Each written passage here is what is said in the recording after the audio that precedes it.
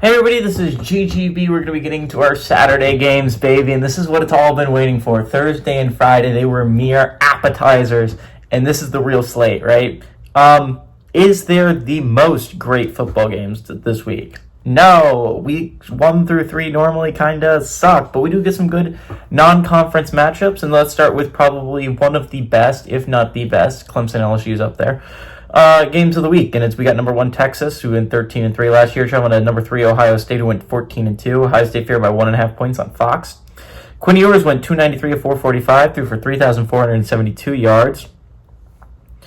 31 touchdowns, 12 interceptions. Quintrevion Wisner had 226 carries for 1,064 yards and 5 touchdowns. Matthew Golden had 58 catches for 987 yards and 9 touchdowns. Will Howard went 309 of 423, threw for 4,010 yards, 35 touchdowns, 10 interceptions.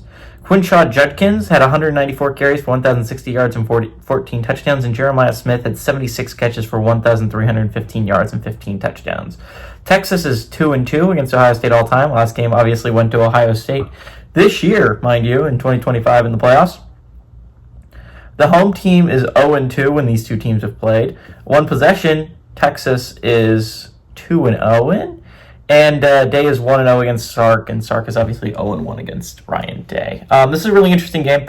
Last year, it was really cool. We ended up seeing the 2023 playoffs. We saw 2 of the 3 games, right? We saw Washington play Michigan, and then bowl season we got Alabama to play Michigan as well.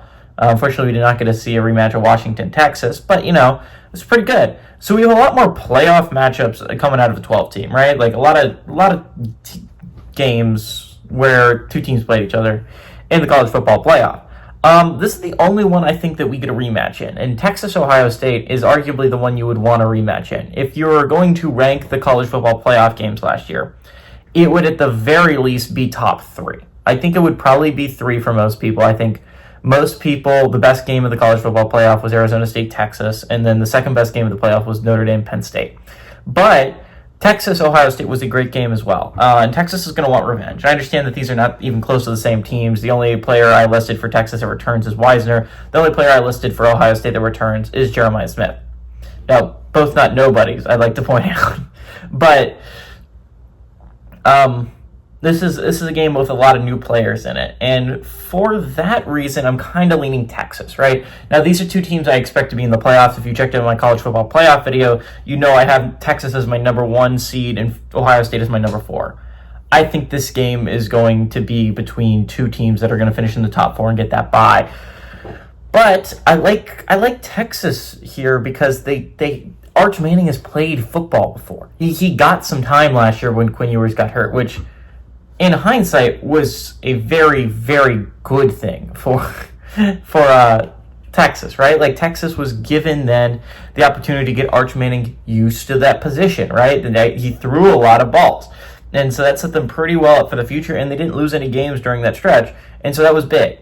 Ohio State, on the other hand, this is going to be Sayer's first start. I think it's going to be really interesting to see how that goes for him. I think this is going to be defensive slugfest. I'd take the under in this matchup if I was going to bet on it. But since I do the spreads, I like Texas to go on the road and pull off the upset. I think this is the first time ever that week 1, the AP number 1 team has ever been an underdog. I don't know if that's ever happened before. Someone can fact check me, but I don't believe that's ever happened. So I like Texas to go on the road and beat Ohio State. So give me Texas to win and cover on the road.